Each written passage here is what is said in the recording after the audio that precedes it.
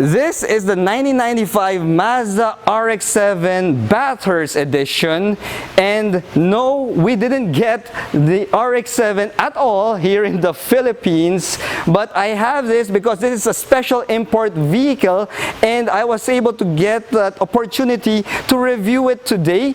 We're going to go around the car, we're going to check out some of the features and fun facts about the RX-7, and then after that we're going to drive it. So keep on watching the video. Let's do this.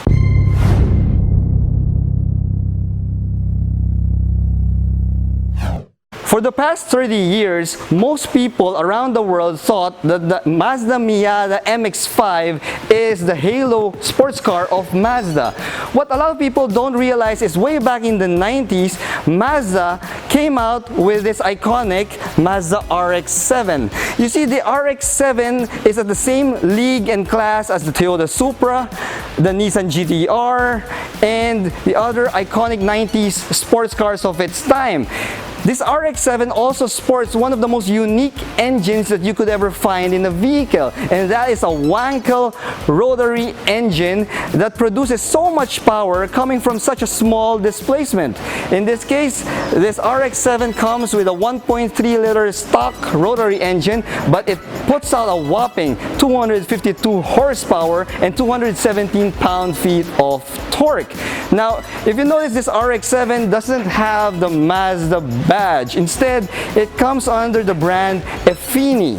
When you say Effini, Effini is the luxury brand of Mazda in Japan, similar to what Toyota has with Lexus, or Nissan with Infiniti, or maybe even Honda with Acura. Mazda had its own luxury brand under Effini, and what the Japanese did was they marketed the RX-7 under this Effini brand. Now, this car review wouldn't be possible if not for the efforts of the car's owner, a very good friend and fellow Miata Club member, Allan Lavarro. This is one of his babies. He loves to collect really nice cars, and one thing I could say is that when he first saw this vehicle, it was love at first sight, and he just had to have it, and right now it's sitting in his garage.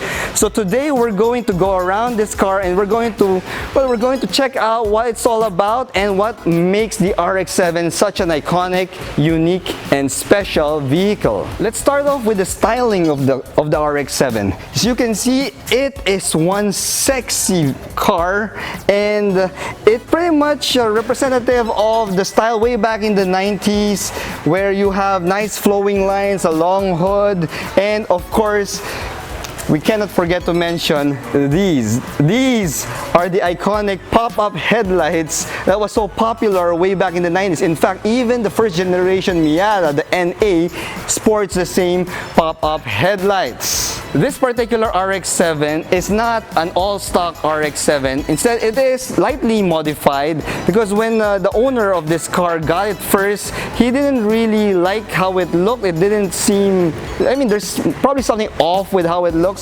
So instead, he opted to swap out some bits and pieces of the car, which is still period correct and still pretty much in line with how Mazda wants the car to look. Take, for example, this front bumper. This is a Mazda Speed GT concept front bumper with expanded and enlarged air ducts, and it also comes with this signal light and this park light right here, which is special just for this front bumper. Now, as you could see there's no number plate that could be found in front, because what the owner did is he installed a very nice fun fact about his vehicle. The plate number is actually hidden under. So I'm going to pull it out. See?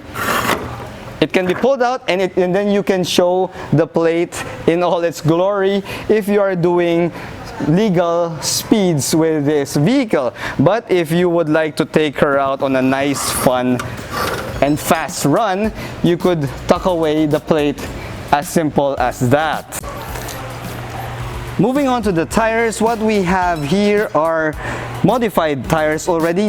The stock RX-7 came out with tiny 16-inch wheels, which at the time, maybe in the 90s, you know, if you sport 16-inch wheels, you're probably the bomb already. But we live in 2019 now, and it's a 16-inch wheel. Come on, guys. I mean, Econo boxes run on 16-inch wheels, even on 17-inch wheels. So this RX-7 doesn't sport the stock 16-inch wheels anymore. Instead, it comes with an 18-inch rim made by XXR right here, and the design of this wheel is pretty much period correct for a mid-1990s car. The front, however, is shod with Bridgestone Potenza tires in 235/40 R18 configuration. Now, true to form of an RX-7, the 16-inch stock wheels were in staggered format. The owner did the same with this setup. So we have the 235/40 R18s up front, and we have 265/35 R18s at the back. So you've got a staggered wheel setup that would help this rear-wheel drive sports car put the power firmly to the rear wheels. Honestly, I'm not really much of a fan of gold wheels, but for some reason, this 5-spoke XXR gold wheels, these 962s, they work well with the white body of this RX-7. So that kind of changes my own personal opinion on how gold wheels look. But yeah, these things, they look gorgeous. Moving to the door panel, as you could see, the door doesn't have any door handles. Instead, to make sure that the RX-7 comes with a streamlined look, Mazda decided to hide the door handle right here on the black parts of, well, of the door. So you just pull it out, and then you could open the door like that. Now, since there's really no key fobs or electronic push start entries back in the 90s, you still have to use your key and an actual keyhole, which can be found here to open the door. Now, this keyhole kind of breaks through the entire streamlined look, but well, it is a necessity to have a keyhole to open and to lock your car.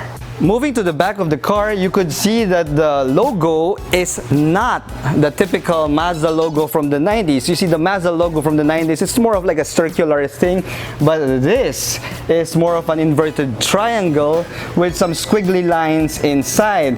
And as you can see, this logo is more of the Effini logo of Mazda. It's a Mazda Effini luxury brand. So even if the RX-7 is marketed as a sports car, and it's one hell of a hooligan sports car, it still falls under the luxury brand of Mazda, Effini. And if you have any doubts about that, turn your eyes over to the logo of the RX-7 here, and you have at the bottom the Effini logo, just to make sure that you know it is an Effini brand. Now for the taillights of the RX-7 follows the quintessential 1990s sports car taillights, and it comes with a quad circular taillight, which can also be found in Nissan GTRs, even in Subaru WRX Imprezas.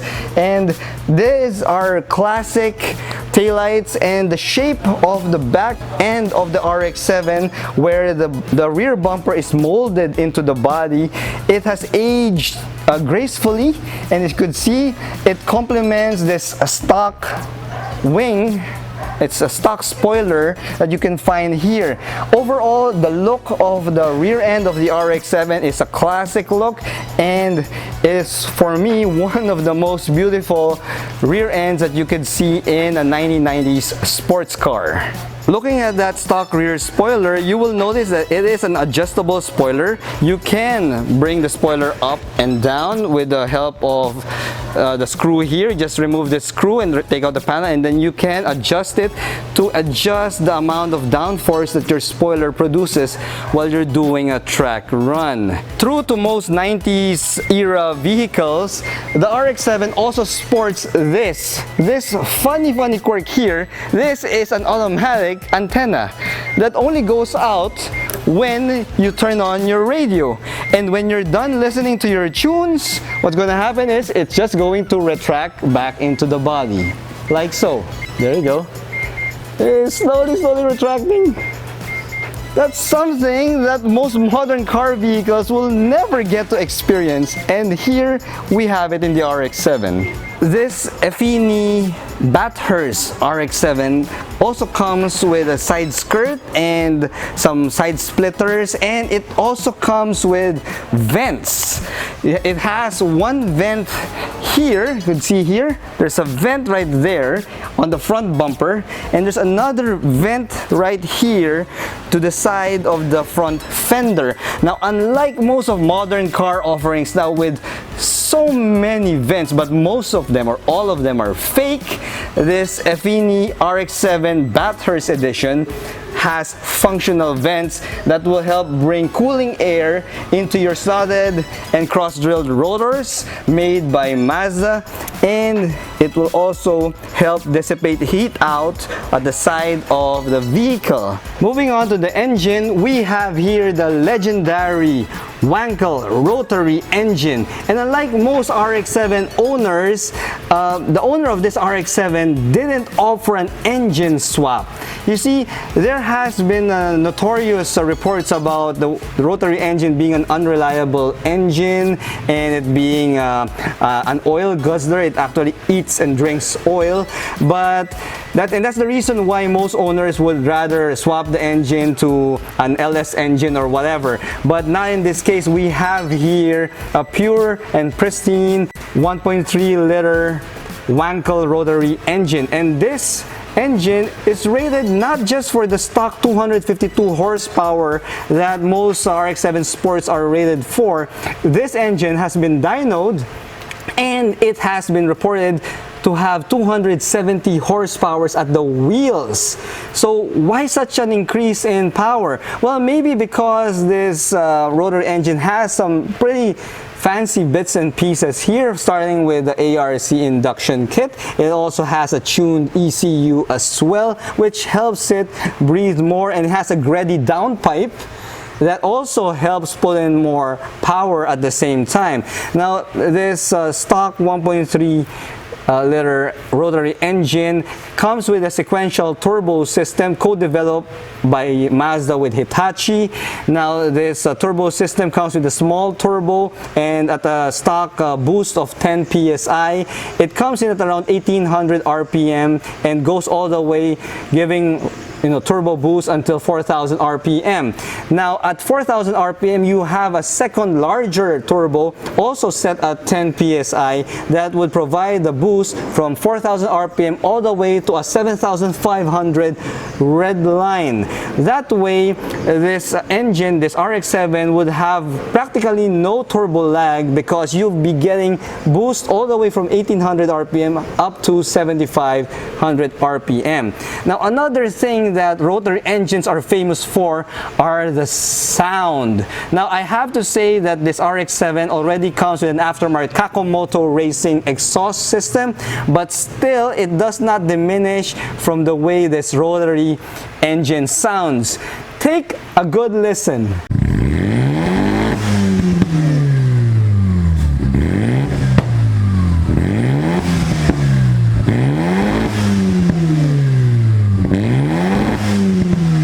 Wow, wow, I mean, I've heard really nice sounding cars, but this RX-7, that sound is so pure, it's raw. I love how that exhaust sounded. Wow, and it also crackles and burbles at the same time without the help of any electronic nannies. I mean, it is pure unadulterated exhaust sound coming from this rotary engine, and I don't know if you could hear it a little bit, but there is some turbo whine and some sounds from the blow-off valve at the same time. Wow, this is oral nirvana right here. As you can see, now we're at the back of the vehicle. We're back here again. The reason behind that is I want to talk to you more about the provenance of this vehicle. You see, if you look at the body lines of the 1990s RX-7 FD, this car is pretty reminiscent of the body styling of the first generation Miata, and there is a reason for that, because not known to a lot of people, the the RX-7 FD's top designer, the lead designer for this vehicle is none other than the legendary Tom Matano, the same guy who penned the design for the Mazda Miata first generation, the NA. Now, this white RX-7 Bathurst is made all the more rare and special because if you take a look at the inside of the rear trunk lid, we have here some scribblings, and you could see here that this has been autographed by none other than Tom Matano himself, with his signature saying always inspired. Now you could see this is also the first RX-7 FD that Tom Matano autographed.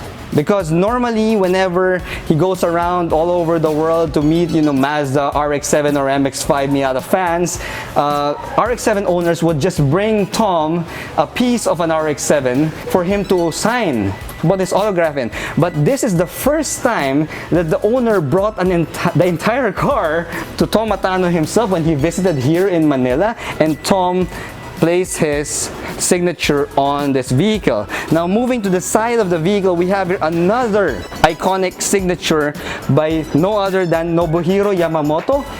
If the name is unfamiliar, I have a video that you could watch right here on the visit of Yamamoto in the Philippines. Now Nobuhiro Yamamoto-san, he's the project designer of the ND, and he is also behind the Le Mans winning race car back in the day for Mazda. So we have here another signature from Yamamoto-san, and it said, "Never stop, challenge the spirit," and it was signed in 2016.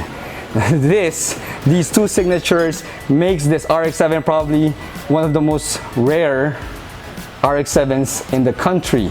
Moving on to the interior trunk of the RX-7, since this is a front engine rear wheel drive vehicle, this has a trunk. You could see that the trunk has a decent amount of space considering that this is a sports car, and you could see here it's a relatively flat space. You have a tonneau cover right here to hide your stuff, and if you notice, there's really no tools. So where are the tools?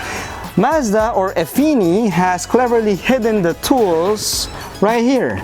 We have here a pocket you could just remove, and you have here a slot where you can place your tools, your tire wrench, your screwdrivers, and all that. Moving over to this side, you have here another pocket, and on this pocket, you can remove it. Okay. And we have here the tire jack for the car. But wait, what's this? There's a black thing that you can find here, and this is another fun fact that I discovered on the RX-7. As you can see, I will unscrew this. Okay. So removing this screw and removing this black piece, you will see here, this is a piece of black metal. Now, why would Effini or even Mazda put something like this? Well, apparently, this is for safety reasons. Let me just open this up. There you go. You open it, and there's a prop right there. You prop it open like that, and there you have it. You now have a portable wheel stopper for whenever you have to change your tire. You put this at the other tire so that the car won't move while you are jacking your car up. This is a pretty clever piece of accessory that Effini added to their RX-7. It's fantastic. This RX-7 Bathurst edition also comes with a rear strut brace. Hold on. We have here the tonneau cover, we have the trunk, and there is no rear strut bar. Where is it? The rear strut bar is cleverly hidden right here.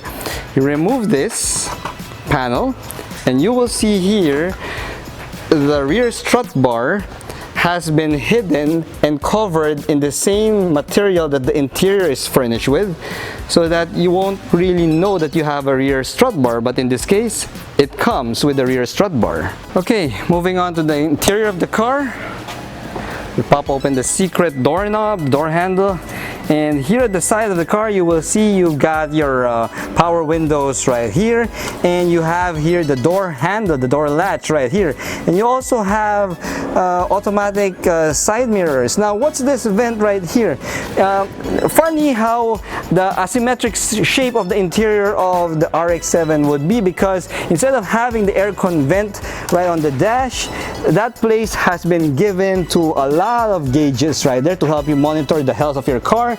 And the driver's side AC vent has been moved to the door. At the side of the driver, you have here the push-pull button for the fuel cap, and you have this nice aluminum plate that shows you that it's an RX-7 that you're just getting into. Now, the RX-7 Sport is a 2+2 Sports Coupe configuration. As you can see, this RX-7 sports red leather seats. Now, the leather seats are showing their age, but they're still pretty good, and they're decent buckets in the same designs that you could find in most 1990s sports cars. And you got here a rear seat at the back. I'm going to go to that later. The interior of the RX-7 in this case is furnished all in red. Now we're going to go inside the car and take a look. Okay. All right. So getting inside the RX-7, you are greeted with a dashboard and an instrument panel that shows you a lot of gauges.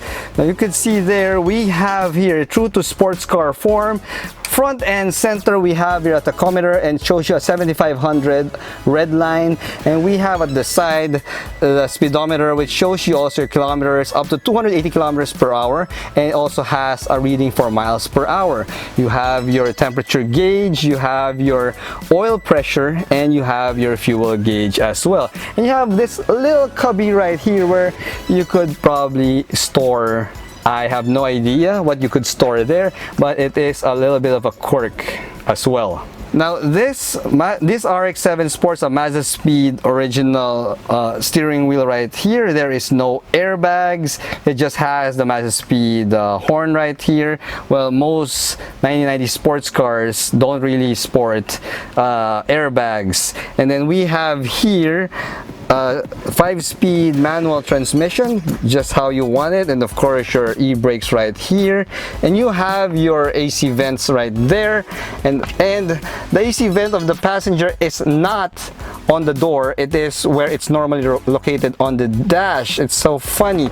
Now the interior also has a glove compartment right here, and you got some additional storage here at your doors. That's one there for the passenger side, and there's an open one there at your driver's side, which also acts as the door handle.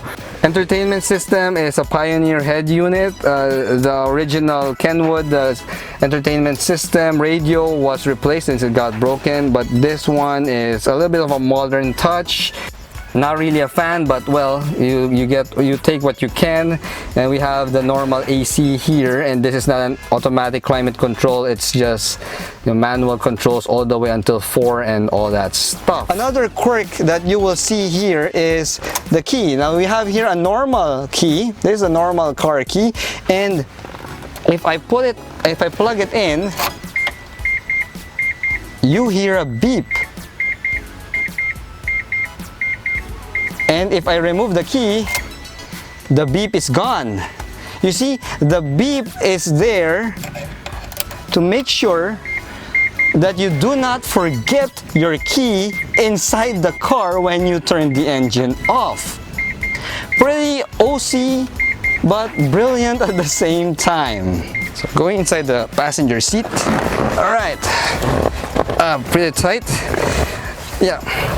Okay, so I'm seated now at the passenger seat of the RX-7, and it's adjusted to someone of my height. I am 5'6", and yeah, it's not so tight. It's okay. It's a little bit pushed forward. Now I'm going to do this because I've seen Daddy Doug do this in his videos, and I just want to share with you also how a person, a real man-sized adult, would fit at the rear seats of the RX-7. So we're gonna go there, and well.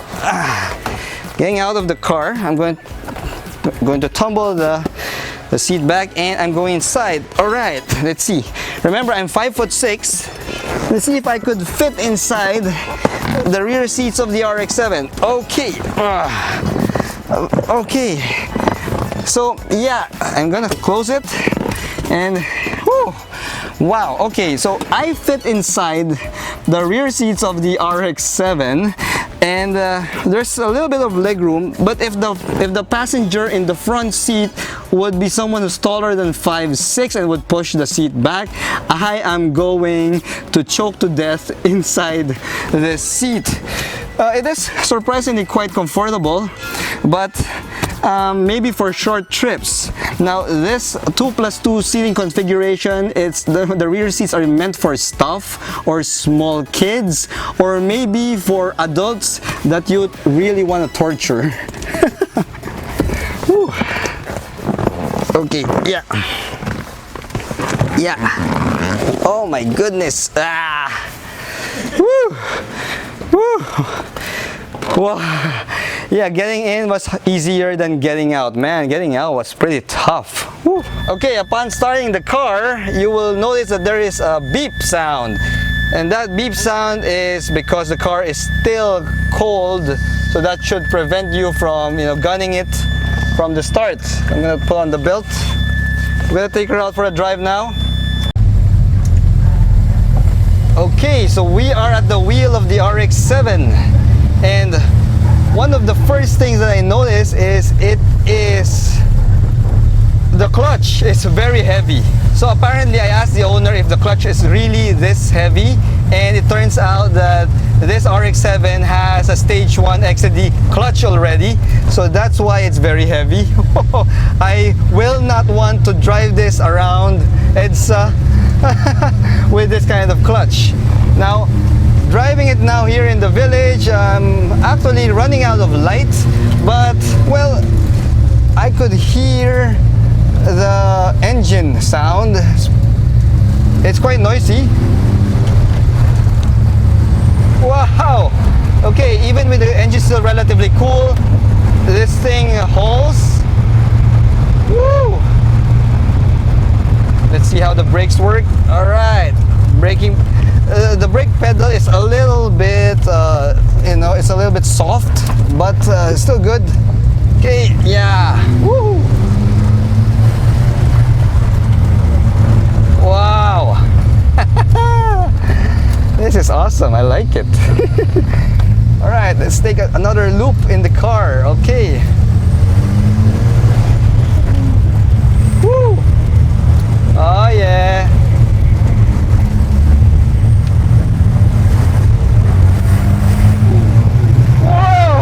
Now that is turbo boost. Yeah, so I know that this is a sequential turbo system and there's a small turbo that's supposed to help out, but you could really feel the boost of the larger turbo when it comes in at 4,000 RPM. We're gonna do that. I want to do that on the uphill climb. We're gonna do that again. This is a downhill climb. I'm inside the village. I don't really want to go all out on a downhill, especially in this area. Yeah, okay. Woo!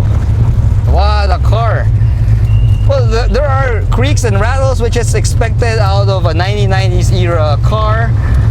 But yeah, this thing is it's overall put together, well put together. It has a heavy heft to the wheel. Okay, let's try it again. Holy cow, what the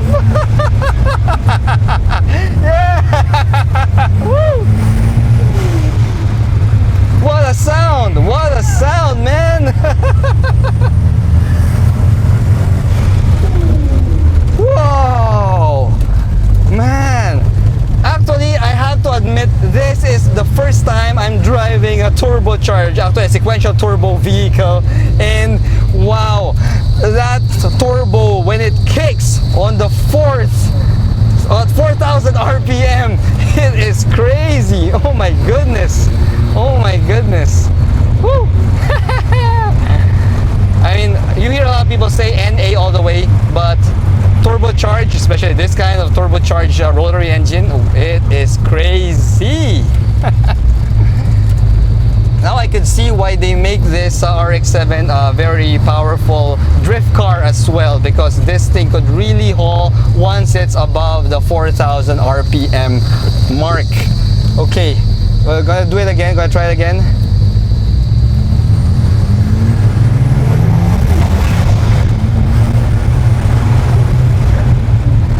Last, pare! Wow! Woo! I didn't even hit the red line there. I was already at 6,000 RPM, and I could hear the exhaust with the crackles and the burbles. It is quite addicting to say. Wow! Man, you know, when it comes to making fun cars, Mazda really knows their stuff, and this car is a 20-year-old, 24-year-old car, and it could still bring so much smiles to my face. Man, I gotta get me one of these.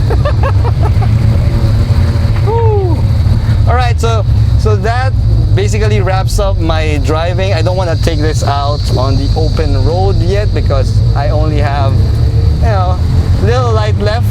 So let's bring it back. Okay. Whew. Wow, what an experience. So there you have it. That is the 1995 RX-7 Effini RX-7 Bathurst Special Edition, and we were able to go around the car. We were able to drive the car around, although not in a, you know, in a Bathurst style driving, but it gave me a feel of how the car and the rotary engine drives on the road. And wow, I must say, for a 1990s car, this vehicle by itself should be enough reason for Mazda to seriously consider bringing back the RX line. I mean, not in the form of the RX-8, but maybe in the upcoming RX-9. So I hope you like my video, guys. I hope you like these, these car reviews of some of the legends of the 90s that I'm doing right now. If you do, please hit that like button, subscribe to my channel, hit that bell as well, and if you have any discussions on RX-7s or anything else, hit me in the comments below. I'll see you again in the next video, guys. Bye-bye.